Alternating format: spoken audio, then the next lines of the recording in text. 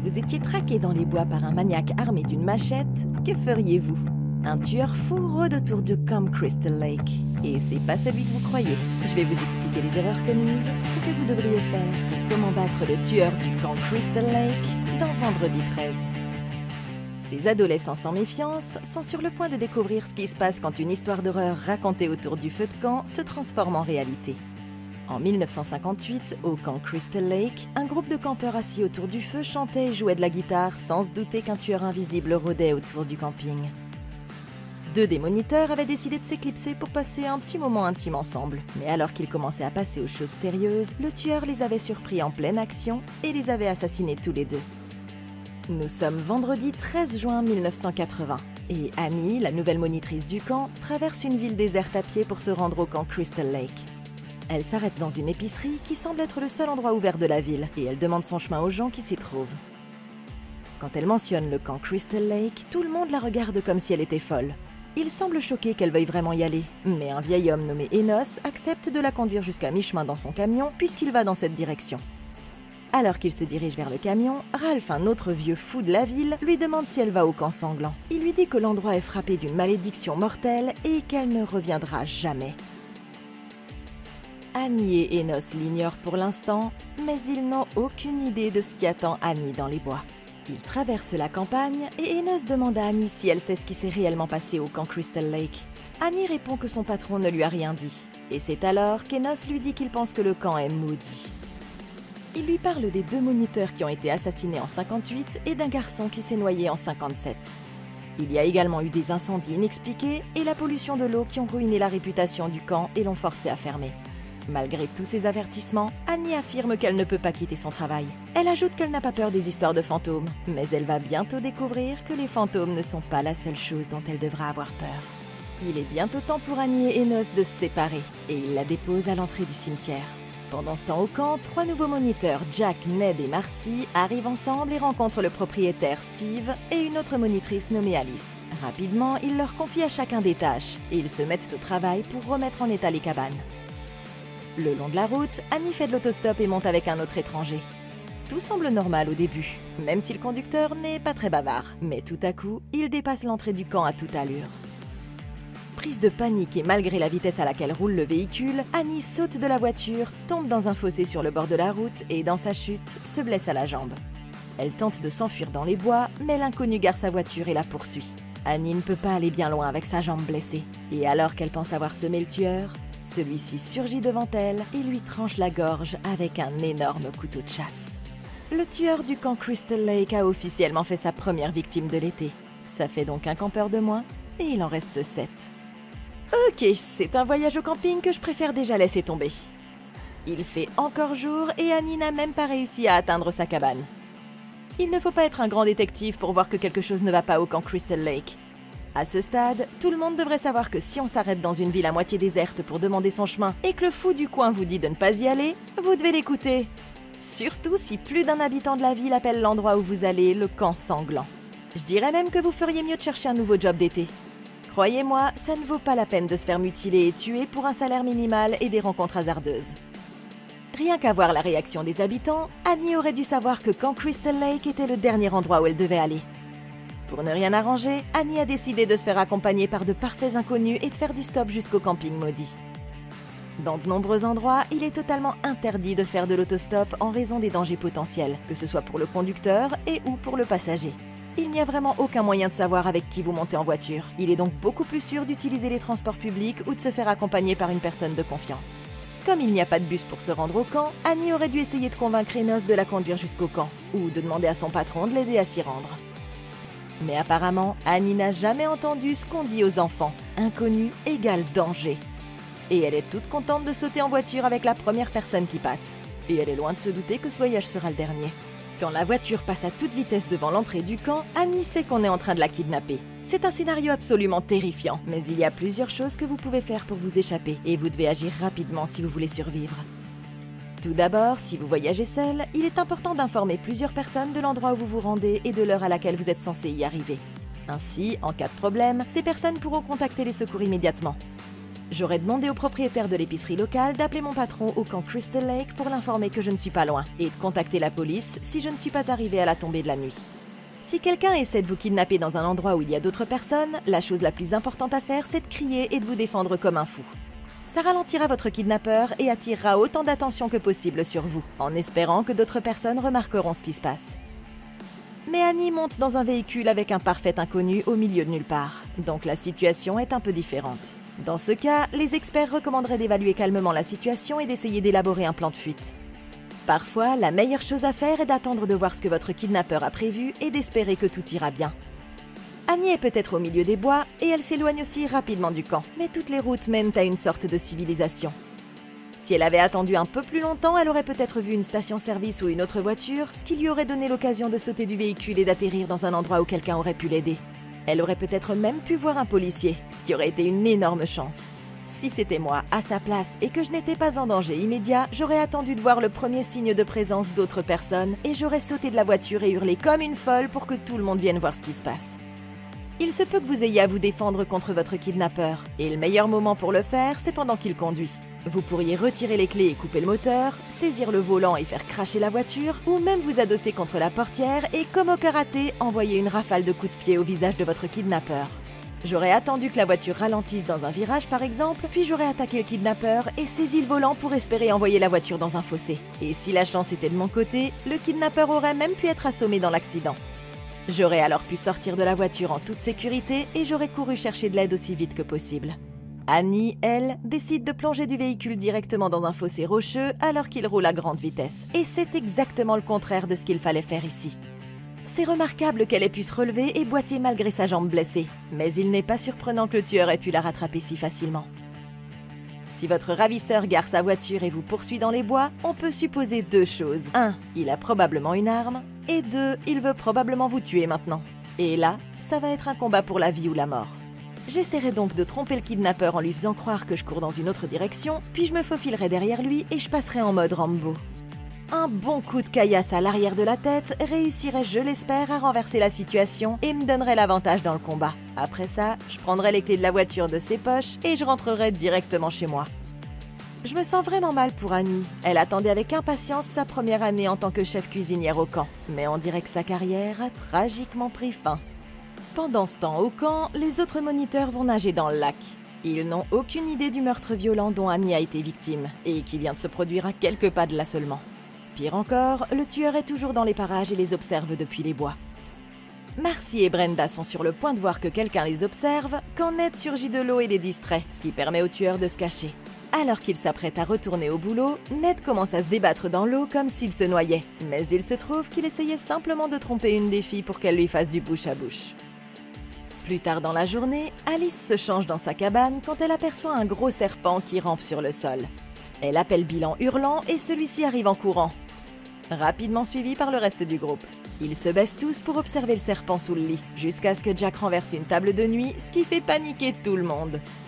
Ils mettent la cabane sans dessus-dessous avant que Bill ne coupe la tête du serpent avec sa machette.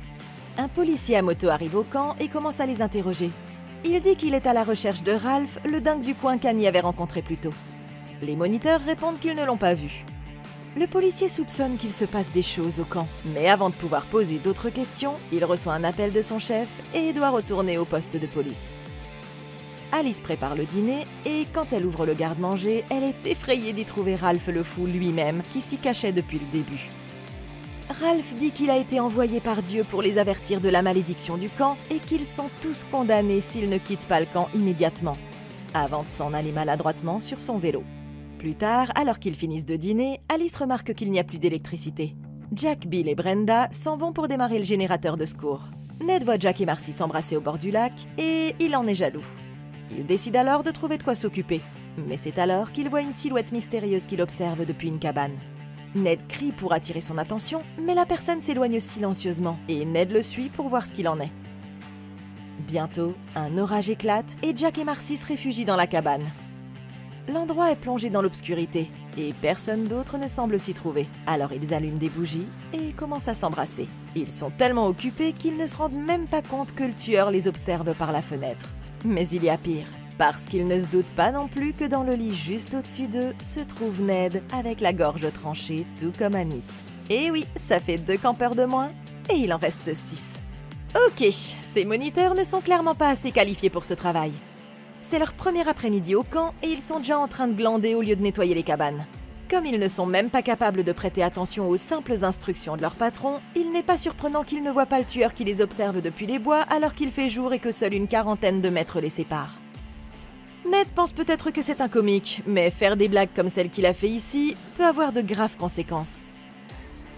Tout le monde connaît l'histoire du garçon qui criait au loup. Et la leçon que nous sommes censés en tirer, c'est qu'il ne faut jamais plaisanter sur un sujet aussi sérieux que la vie ou la mort, parce que personne ne vous croira plus quand vous en aurez vraiment besoin. Ned fait semblant de se noyer pour obtenir un baiser, ce qui est franchement pas drôle et fait plutôt pitié, si vous voulez mon avis. Et je ne me précipiterai certainement pas pour le sauver la prochaine fois. Un tel comportement est tout à fait inapproprié pour un moniteur de camping à qui on va confier la sécurité des enfants. Même quand il n'y a pas de tueur fou en train de se venger, les moniteurs dont la négligence cause du tort à un de leurs campeurs s'exposent souvent à des sanctions légales sévères. En résumé, Ned et les autres devraient commencer à prendre ce travail plus au sérieux et un peu plus vite que ça. Un autre exemple de leur manque de compétences, c'est leur réaction face au serpent dans la cabane d'Alice. Si ce serpent semble effrayant au premier abord, il est en réalité probablement inoffensif. En général, la plupart des animaux sauvages ont plus peur de nous que nous n'avons peur d'eux, et ils n'attaqueront jamais un humain à moins d'être provoqués. La plupart des espèces de serpents, y compris celles qui sont originaires de la région du camp Crystal Lake, ne présentent aucun danger pour l'homme, et il est important de savoir faire la différence, surtout si on est moniteur de camp d'été. Ils auraient pu identifier ce serpent grâce à sa tête noire et à son ventre blanc. En plus, sa grande taille et le fait qu'il se cache à l'intérieur d'une cabane laissent penser qu'il s'agit d'un serpent ratier, une espèce tout à fait inoffensive pour l'homme. La visite en fin d'après-midi d'un policier à la recherche d'un fou aurait dû elle aussi mettre la puce à l'oreille de ces incapables.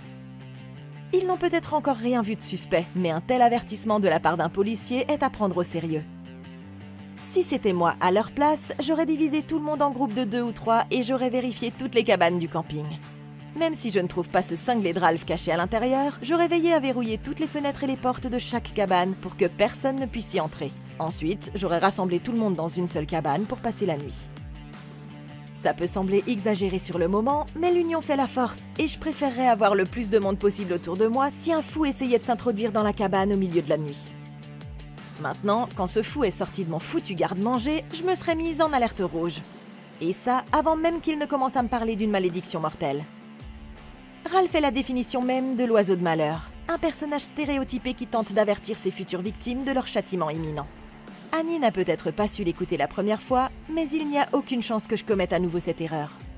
Après la visite de ce messager de la mort, il est temps d'arrêter ce que vous pensiez faire et d'essayer de vous sortir de cette situation immédiatement. Oubliez le verrouillage des portes et des fenêtres. Il est temps de monter dans la voiture et de partir si vous le pouvez encore. J'aurais également appelé mon patron immédiatement et je lui aurais raconté ce qui venait de se passer.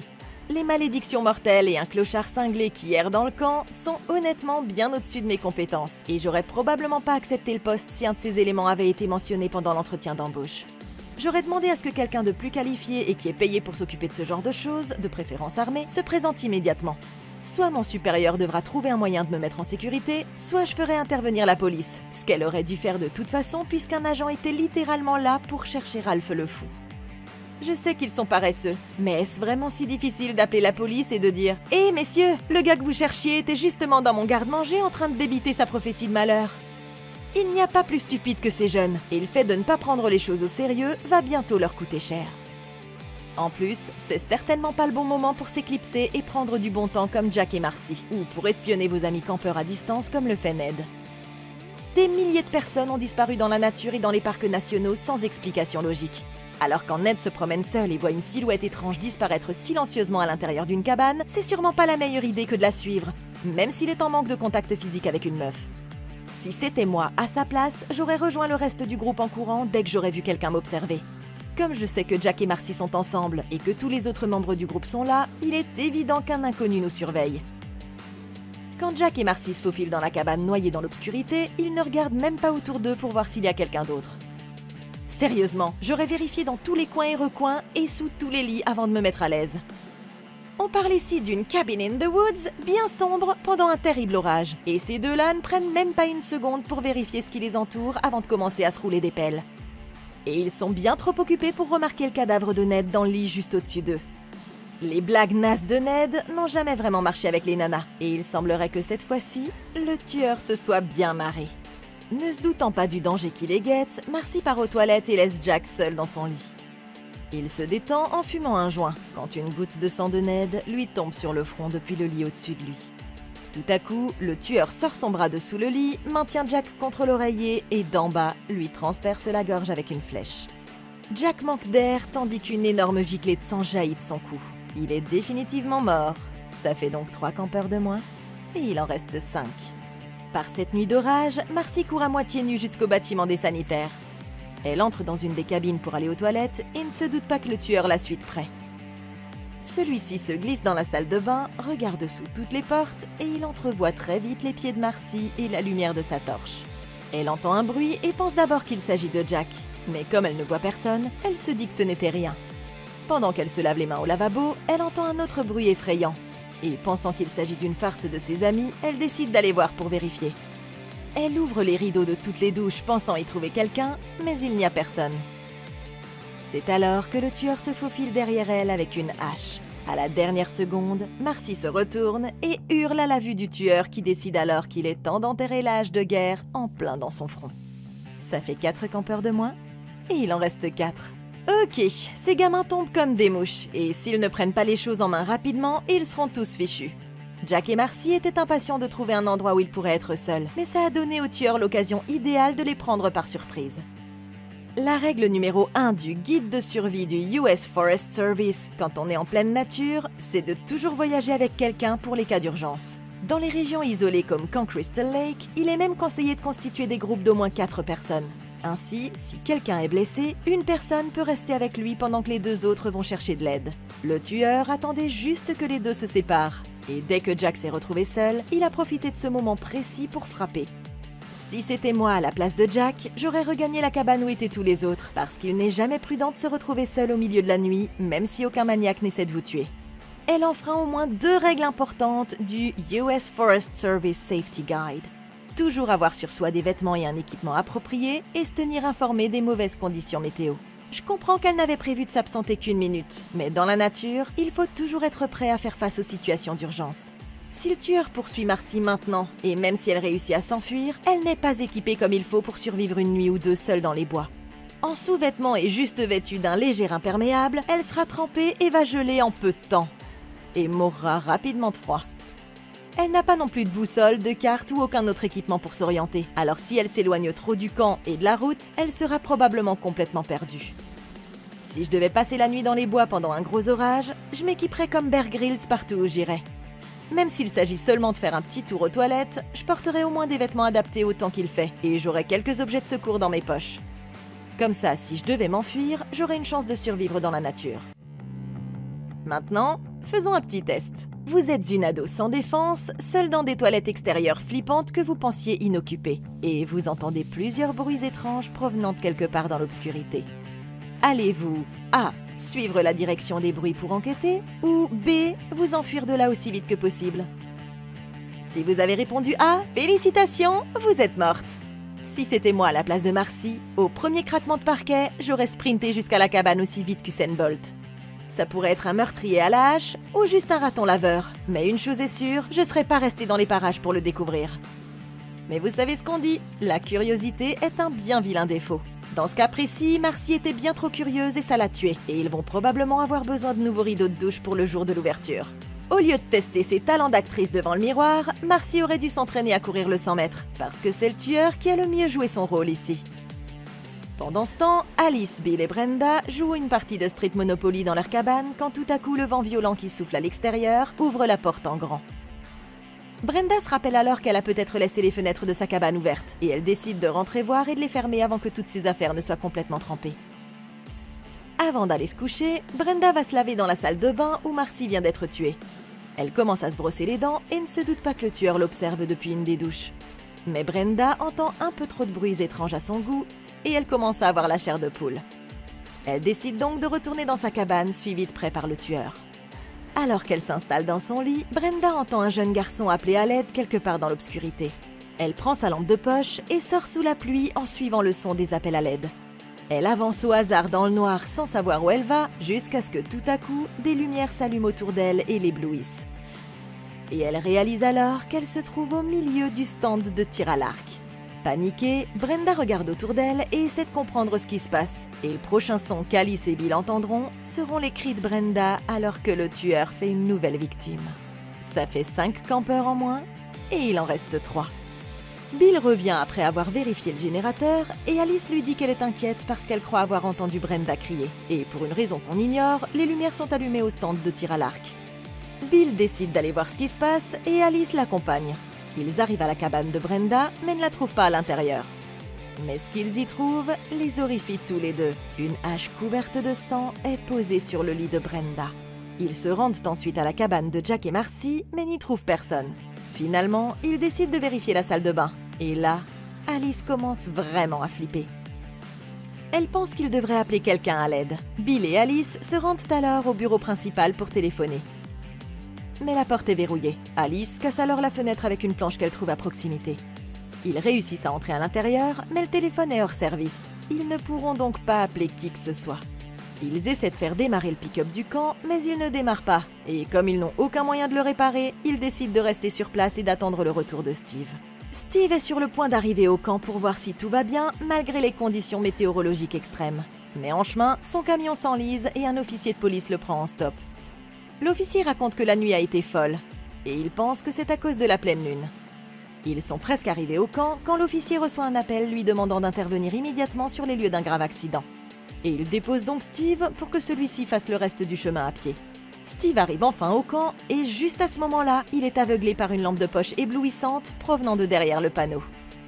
Il reconnaît la personne qui tient la lampe de poche, mais il ne sait pas qu'il s'agit en fait du tueur.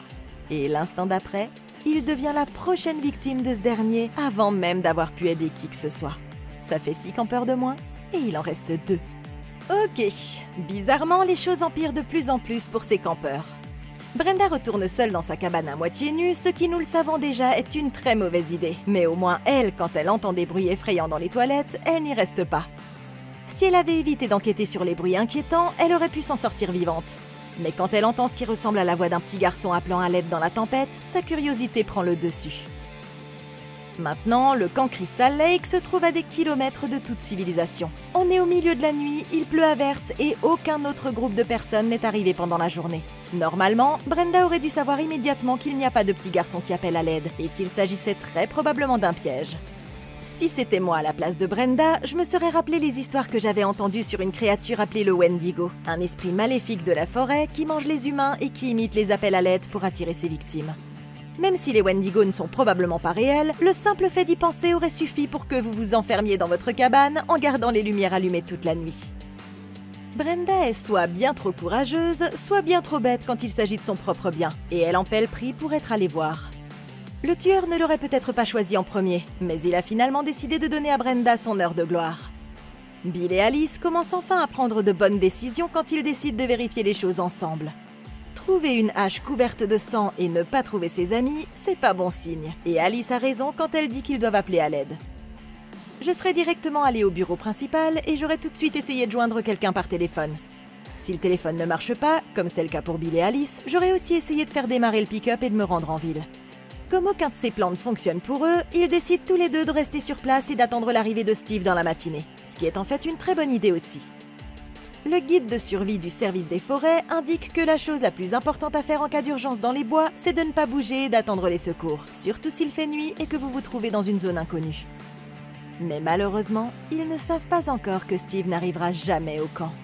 Le mauvais temps inquiète Steve et il décide de se rendre au camp pour prendre des nouvelles de tout le monde. Il aurait dû vérifier la météo plus tôt dans la journée et aurait ainsi passé la nuit au camp s'il avait appris que la tempête serait dangereuse et que les routes seraient impraticables. Quand il arrive enfin au camp, il tombe sur une personne qu'il connaît mais qui n'a rien à faire là et qui l'attend à l'entrée. Je me serais tout de suite méfiée parce que cette personne n'a rien à faire dehors au milieu de la nuit alors qu'une tempête fait rage. Et encore plus en raison de l'histoire qu'il y a entre ces deux-là et que nous découvrirons plus tard. J'aurais reculé et je lui aurais demandé ce qu'il faisait là au lieu de me mettre à portée de tir comme Steve. Bien évidemment, Steve est tué lui aussi et l'avenir de son camp ne s'annonce pas très brillant. De retour au camp, le tueur se faufile dans la salle du générateur et coupe le courant et toutes les lumières. Bill allume quelques lampes, puis dit à Alice qu'il va aller vérifier le générateur et qu'elle devrait rester dans la cabane et essayer de dormir. Il arrive à la salle du générateur mais n'arrive pas à comprendre pourquoi il ne démarre pas, et il décide de jeter un coup d'œil. Tout à coup, Alice se réveille sur le canapé en criant le nom de Bill. Elle réfléchit un instant et se rappelle qu'il est parti réparer le générateur. Elle allume le réchaud à gaz à l'aide d'une allumette et se prépare une tasse de café, en ajoutant une bonne dose de sucre pour essayer de rester éveillée. Au bout de quelques minutes, trop inquiète, Alice décide de partir à la recherche de Bill.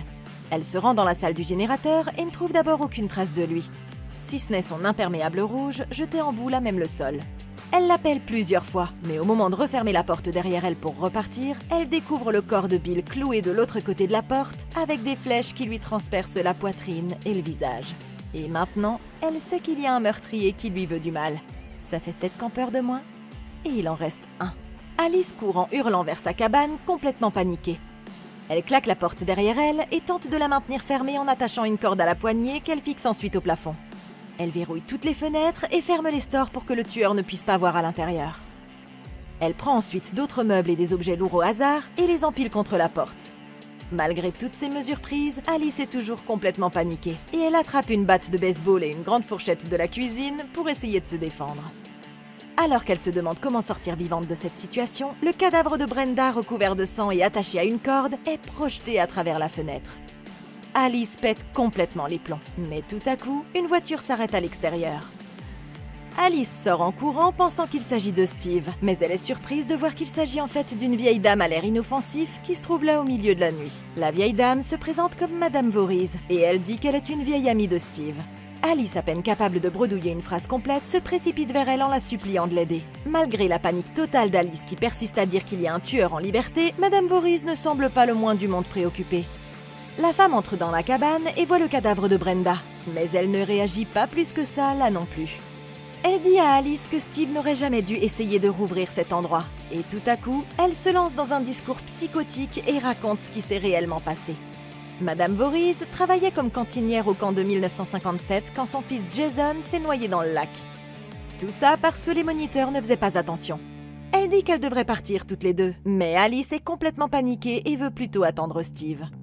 Madame Voorhees lui dit alors que Steve ne viendra pas parce qu'elle l'a tué pour qu'il ne puisse pas rouvrir le camp. C'est alors que la femme sombre dans un véritable épisode psychotique et commence à poursuivre Alice dans la cabane avec un couteau. Alice saisit un tisonnier dans la cheminée, la frappe avec et la fait tomber sur le canapé. Elle en profite pour s'échapper de la cabane, mais Madame Voorhees se ressaisit rapidement et se remet à la poursuivre. Alice court jusqu'à la voiture, mais quand elle ouvre la portière, elle voit le cadavre d'Annie sur le siège passager. Elle s'enfuit en hurlant et heurte le cadavre de Steve, pendu à un arbre. Madame Voorhees se rapproche dangereusement d'elle, tout en parlant avec la voix de son fils décédé, et Alice s'enfonce davantage dans la forêt. Ok, maintenant Alice sait à qui elle a affaire, et il est temps de mettre définitivement à la retraite cette vieille chouette convertie en tueuse en série. Bill et Alice ont décidé de se séparer à un moment, ce qui était d'une stupidité déconcertante, surtout après avoir découvert une hache couverte de sang dans le lit de leur ami. Ils auraient dû le savoir depuis le temps que pour être en sécurité, il faut rester ensemble. Alice se ressaisit et décide de partir à la recherche de Bill tout en se préparant un café qui devrait la tenir éveillée et l'aider à réagir plus rapidement en cas de danger. Elle trouve finalement Bill dans la salle du générateur, mais les nombreuses flèches qui traversent le corps indiquent clairement qu'un tueur est en liberté et qu'il ne reste plus qu'une seule cible. Bill a fait de son mieux, mais son plan de survie s'est avéré plein de trous. Tout comme Alice, j'aurais couru tout droit vers la cabane et une fois à l'intérieur, je me serais préparée à tenir un siège de défense de la cabane. Selon les experts, lors d'un cambriolage, la chose la plus importante à faire est de contacter la police, de rester calme et de se préparer à se défendre. Comme les lignes téléphoniques ne fonctionnaient pas, Alice a dû se débrouiller seule. Attacher une corde à la poignée de la porte était une excellente idée. Et devant la porte et les fenêtres, j'aurais continué à empiler tous les meubles lourds que j'aurais pu trouver. J'aurais également pris la batte de baseball pour me défendre, mais je trouve que la grosse fourchette ne m'aurait servi à rien. Ensuite, j'aurais éteint toutes les lumières, trouvé un endroit où me cacher, et au premier problème rencontré, je serais sortie prête à frapper comme Barry Bonds. Quand la voiture s'est arrêtée devant la maison, j'aurais attendu au moins 1 minute pour voir qui c'était avant d'abattre toutes les barricades que je venais d'ériger. D'autant plus que le cadavre de mon ami venait d'être projeté par la fenêtre de la cuisine un instant auparavant. En découvrant que le tueur n'était autre que Madame Voorhees depuis le début, ça m'aurait plutôt soulagée, parce qu'en apprenant que j'ai affaire à la grand-mère cinglée de quelqu'un, je me serais sentie plus confiante dans ma capacité à m'en sortir vivante. Nous savons tous qu'il ne faut jamais frapper les vieilles dames. Mais comme elle a violemment assassiné 7 de vos amis, il n'est pas nécessaire de prendre des gants. Elle est peut-être possédée par l'esprit vengeur de son fils mort, mais elle n'a aucune chance de me battre à la loyale. J'aurais fait tomber cette vieille barjo par terre et je l'aurais ligotée avec la corde que j'avais utilisée pour tenir la porte fermée. Ensuite, j'aurais pris les clés, volé sa voiture et je serais partie avec le cadavre d'Annie sur le siège passager. Mais il s'agit d'Alice ici, et elle va devoir se reprendre en main et affronter Madame Voorhees si elle veut rester en vie. Alice se rend dans la salle du générateur et y trouve un vieux fusil de chasse, mais elle ne trouve pas de cartouche. Alors qu'elle tâtonne dans l'obscurité, Madame Voorhees se faufile derrière elle et allume toutes les lumières. Alice pointe l'arme vers elle, prétendant qu'elle est chargée, mais Madame Voorhees s'avance lentement vers elle sans se laisser impressionner.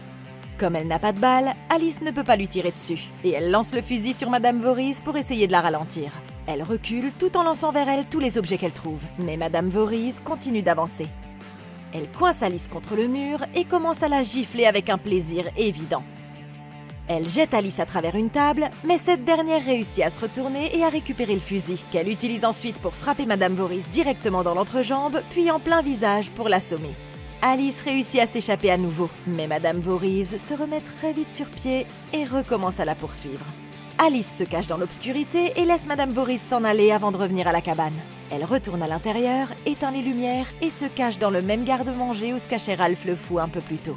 Elle attend un moment jusqu'à ce qu'elle entende un grand bruit provenant de quelque part à l'intérieur de la cabane. Elle voit une lampe de poche à travers la porte et sait que Madame Voorhees est à sa recherche. Terrifiée, elle maintient la porte du garde-manger fermée. Au moment où le danger semble être écarté, Madame Voorhees enfonce la porte et attaque Alice avec une machette. Alice saisit une poêle à frire pour bloquer les coups de la machette. Elle la frappe à la tête et l'assomme pour la 3e fois. Madame Voorhees s'effondre sur le sol et Alice remarque que du sang coule de derrière sa tête. Pensant qu'elle a dû la tuer, Alice court jusqu'au lac. Et alors qu'elle reprend son souffle, elle aperçoit grâce au reflet de l'eau que Madame Voorhees se faufile derrière elle. Elle lui arrache la machette des mains avec la pagaie et toutes les deux tombent au sol dans une lutte à mort. Madame Voorhees l'étrangle, lui mord le bras et frappe la tête d'Alice contre la terre encore et encore.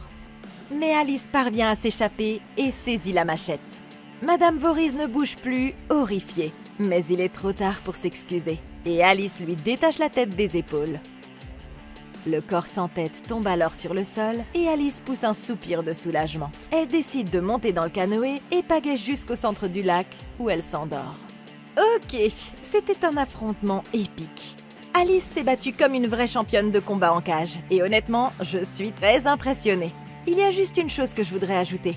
Même si c'était bien mérité, je n'aurais pas coupé la tête de Madame Voorhees pour autant. Réfléchissez-y un moment. Quand les flics arriveront demain et trouveront 7 campeurs morts et une vieille dame sans tête, de quoi la situation aura-t-elle l'air? Pensez-vous vraiment qu'ils croiront que c'est la vieille dame qui a tué tout le monde? Si j'étais à la place d'Alice, je l'aurais plutôt assommée et attachée. Comme ça, au matin, elle aurait pu répondre de ses crimes. Ce serait vraiment nul d'avoir survécu à tout ça et de finir en prison pour de fausses accusations de meurtre. Le lendemain matin, Alice se réveille flottant au milieu du lac et elle voit une voiture de police venir à son secours. Elle est hyper soulagée d'être enfin sauvée, mais c'est alors que Jason le zombie surgit de l'eau et l'entraîne au fond du lac.